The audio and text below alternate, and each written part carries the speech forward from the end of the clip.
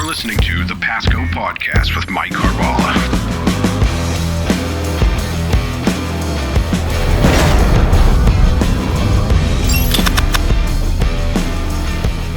Welcome to Season 3 of Pasco Podcast, a series about leadership and public service. We'd like to thank our sponsors, the nearly 600,000 people of Pasco County, as represented by the Board of County Commissioners. It's through their trust and empowerment of our workforce and leadership team that we're able to bring you this podcast. This podcast is designed to help public servants build leadership skills and leverage them for success by sharing the experiences of our peers. Hi, I'm Mike Carballa, and welcome to our 60th episode of Pasco Podcast. Today, we're focusing on one of the most essential services in our community, public transportation. GoPasco has been busy rolling out new initiatives, modernizing services, and preparing for the future as our county continues to grow. We're diving into what's new, what's next, and how strong leadership is shaping the way Pasco moves. Joining us today are two people at the center of that work, GoPasco Director Nina Elkin and Assistant Director Doug Steiger. Nina, Doug, welcome. How are you guys today? I'm good. Thank you. Thank you Thanks for having us. Awesome. Glad you can be here. I always like to kind of start out and kind of find out how our journeys, how you arrived here at Pasco County. So Nina, you're the Director of GoPasco. Why don't you talk to us a little bit about that? I'm originally, born and raised in Lima, Peru. Great city. Of course.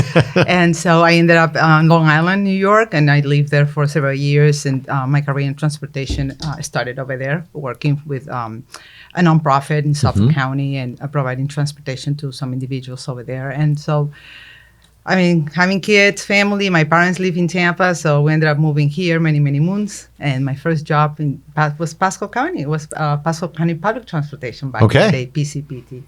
And I started as the program coordinator, and I did a little bit of everything between planning, funding, marketing, outreach, et cetera, that, even bus stops.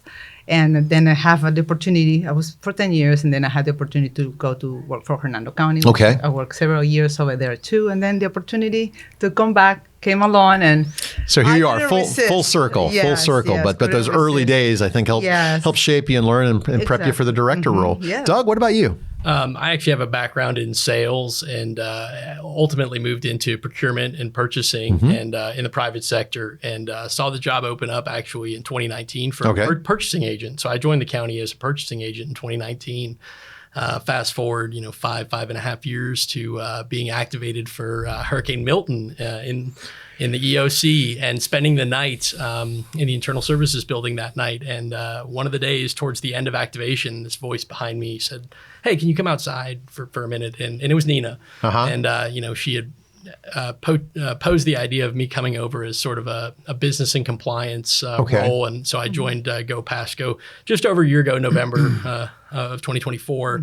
And now kind of the rest is history. Well, awesome. Well, that's great. And, and promoted from within and technically promoted from within, but came around. So glad you guys are back. So we're doing a lot of great things with GoPasco. So Nina, why don't you talk to me a little bit about what initiatives you guys are rolling out and what impact are you seeing? So currently we just finish our route study and implement those changes and recommendations, that we haven't looked into these routes for many years. So these help us to look at it and see what's working, what's not, what routes maybe needs to be changed and tweaked times, traffic and congestion. So that was one of the first things that we did, and it was just implemented last July.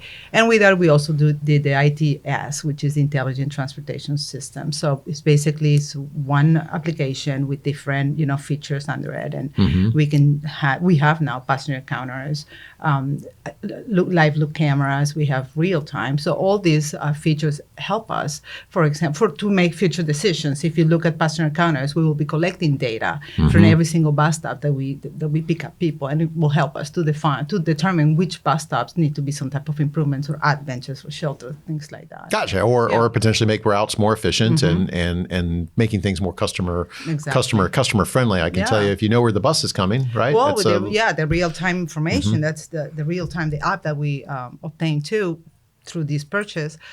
Now it's like you can look at the bus where it is. You don't have to be at the bus stop for 20 minutes. You can just walk 5-10 minutes before, and you get your bus there. So. That's awesome. That's awesome. Doug, how do you think that these initiatives kind of fit into the long-term strategy of the department? Ultimately, I think it helps when we look at the county and the growth that the county is facing. Anything that we can add to our system in an effort to secure more funding, outside funding, which we run off of, or our ability to monitor. A lot of outside funding, I might add. Yes. From multiple sources across the board.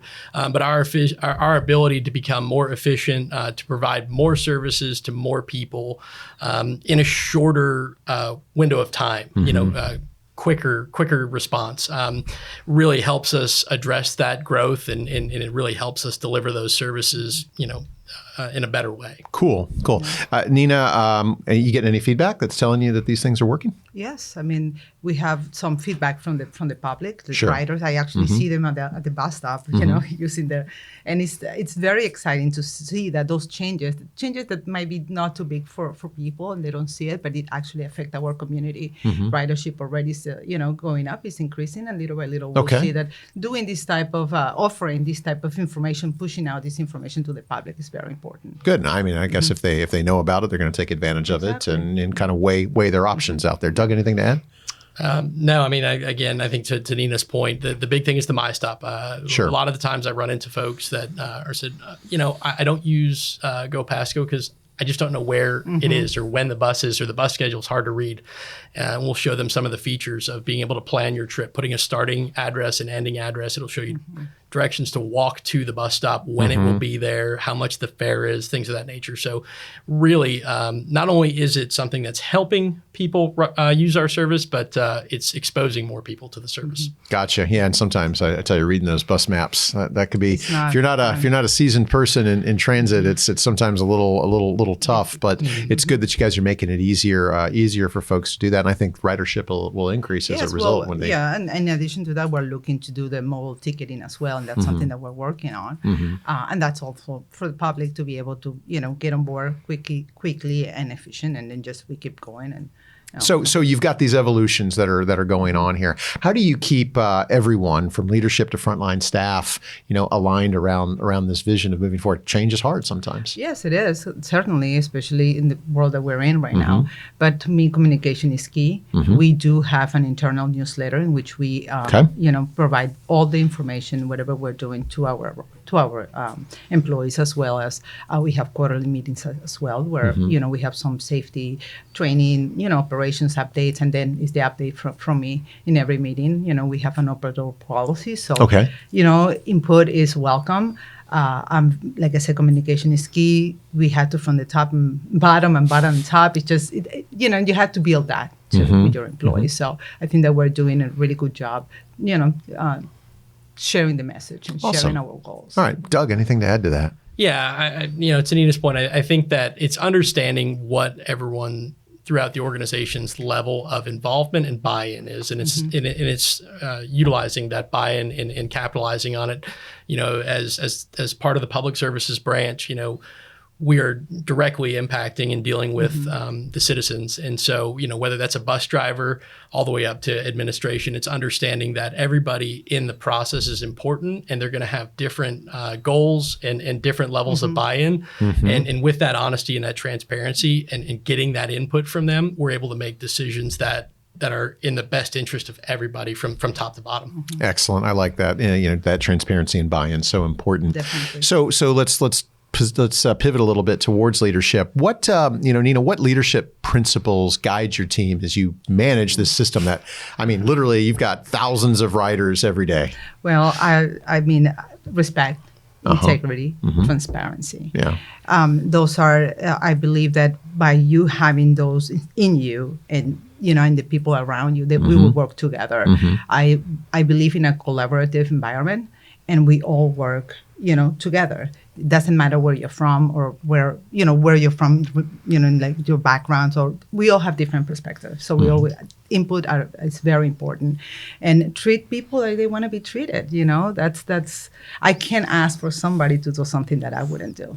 So I like what you say, that treat people the way they want to be treated. Oftentimes we're like, treat people the way you want to be treated. I'm like, no. You have to meet people where they're at sometimes. That's good. Doug, what about you? Coming into this now, a little over a year, what's your thoughts on leadership? Certainly as someone, going back to how I joined GoPasco, Nina liked a lot of the qualities that I brought from contracts and procurement and different things of that nature. And she said, I'll teach you the transit things. Right. You're new to that. So I think that understanding that everybody has a input in it, whether it's safety or operations, project management, whoever it may be, I love to really solicit those opinions and really get advice on how to make the best possible decision. And then I think it comes down to empowering. It's not one of the things that Nina mentioned, but her leadership team, she empowers us to own our portion of the business in order to make sure that we're all rowing in the same direction to sort of advance our mission. And so I think that's a great way to operate, which is, again, treat people like adults and empower them to make decisions and put that faith in them and sort of follow up where needed. Yeah, and then they'll perform. It gets back to our discussion on people, purpose, and performance. If we're treating people, if we're taking care of people, and that means, from where I sit, look, you talked about, respect, working in an environment where they feel like they have a voice, they're not going to be punished. You take care of other needs, competitively, right? Pay, we do what we can there, among other things, and they're gonna get the job done. Then and that's a recipe for empowerment. And if you explain to them the why, sometimes we all have a need to understand why, whether we agree with it or not. Sometimes, right? I mean, they need to understand what am I doing for them. For me to ask them, for things that I might need information and not feel that I'm attacking them more than anything. It's like, oh, my director is asking me this for that reason. Right. Well, oftentimes, when we're at a steady state, things are nice. It's a little easier to lead. What have you learned about leading through, a period of time of rapid growth and transformation? I mean, that's tough. And that's where we're at right now, right? Yeah. We did the ITS, the route study, so now we're going to be looking in more innovative way. I mean, my goal is for transportation not to be an option for our riders, for our citizens. The idea to grow and create bring up new programs, expand our services in different ways. I mean, Pasco County is big. Yeah. It's, from here to La Cucci is about an hour and a half drive. So imagine in a bus services. So, I mean, bringing microtransit and bringing other BRT, that's something that we're looking at on 19. So bringing all these innovative way to move people around. Well, it's funny. You mentioned things like microtransit as just an example. And we talk about leadership, and sometimes even to employees, that can feel like a threat. Like, whoa, what are we doing with this? Talk to me a little bit about leadership challenges. What have you faced with your teams on that? That's exactly, am I going to lose my job because you're bringing somebody? Well, it's not about that. I'm trying to provide more transportation, and sometimes you have to look at cost, and you have a budget, right? We're going through budget season right now, and so we need to stay with them. So those are the challenges that we have in expansion, but we will get there over time. We just now with the ITS, we're collecting all data that we haven't collected previously. I mean, it was manually. Right. Now it's automatic. Well, that's made things more efficient, right? Exactly. And that's what the citizens want. And will help us to make better decisions, instead of just throwing something. Yeah. Change doesn't mean people are losing jobs. Change just means we're looking at a different way of doing business. Obviously more efficient. And as you grow, the demand is still out there. So I'm impressed. Doug, anything to add to that? Yeah, not much, but I think to that point, I think it's an opportunity, like Nina said, to expand services, to sort of frame it that way, in that we can use the data that we get from ITS, that we get from our internal systems, to do better and be more efficient and offer more with less, potentially, with what we have, and then view those services like microtransit or anything else as those are overflow, those are additional, those are added services. Absolutely. So we can always do better with what we have and still add things on. Love it. So, Nina, you're thinking ahead. It's 5-10 years, from now. What trends and challenges are really shaping your strategies? Well, the technology, right. We've talked about that. We have to be on top of it. I'm already looking at. What about autonomous vehicles? You think we're going to have autonomous buses, Nina? And the bus drivers would freak out hearing that. That's a little difficult. Yeah. You have to be in a specific, it's just a mile or 2 mile. We looked into that. I mean, I know Tampa did it and other jurisdictions did it too, and it didn't work out for some reason. Listen, hats off to the drivers. I've seen them get those things into places that I'm not even sure a computer could do it. No, you see those golf carts going across 19 and the buses. So we had to be, we want to be innovative, but at the same time be smart about making those decisions and where we are at in the, the areas where we are serving. This side of the county is different than the central part of the east side of the county, in regards of traffic, congestion, people. So we need to, those challenges are going to be changing, and it's going to, Are you guys paying attention to some of the development patterns? The board's made some approvals in some areas where we're trying to improve or increase density, like out east in the village of Pasadena Hills. Yes. Right. And as we try to urbanize those areas a little bit more, that's kind of where a lot of these, bus service and mass transportation, actually, it's built into the plans in terms of that. We've been part of those conversations. Excellent. My planning team have been, part of them, and they are aware of for future growth. And that's an excellent idea of having that type of community, right? So you can just have a circulator going around instead of bringing so many buses all over the place. Again, Pasco County is growing, so we have to be smart about that. Awesome. Anything to add to that, Doug? Yeah, I think looking down into the future, the only thing that is guaranteed is change. Sure. Obviously we deal with ever-changing regulations and requirements from the federal government, from the state government, from some of our other funding programs, things like emissions, and as we look into new fixed route vehicles, our green buses. So we are constantly trying to stay proactive instead of reactive, but whether it's hiring requirements, safety requirements, things of that nature, we are oftentimes doing our best to stay ahead of those trends so that we are staying in compliance with our audits, and ultimately when you look at long lead time items like vehicles, which currently, based on the environment and the market, is something that we just have to, we're at the mercy of whatever that is. And so trying to stay ahead of that and again, factor that into the decisions that we make at the agency. Awesome. So how can listeners and, even your customers, play a role in shaping the future of GoPasco, Nina? So they can just submit their input. We do have a TDP, which is a transit development plan, and it's that we conduct outreach activities, and we have tons of meetings, and that happen every 5 years. Those meetings, and it's published, on our websites, any social media, buses, everywhere, where we are, asking people to provide their input for whatever they think they've been benefited. We will benefit from it as well. So those are the times where the public has to, really will be appreciated if they can submit their suggestions so we know what they want. Gotcha.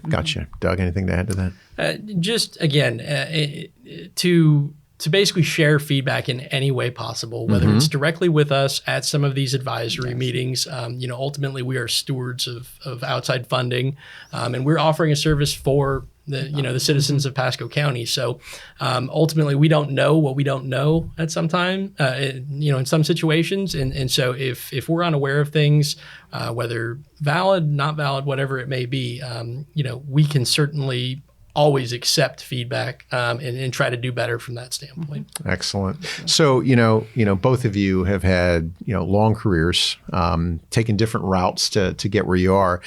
Doug, I'll start with you. Any piece of advice or perspective that, has guided you in your career that you think someone could benefit from to help make a difference in their community?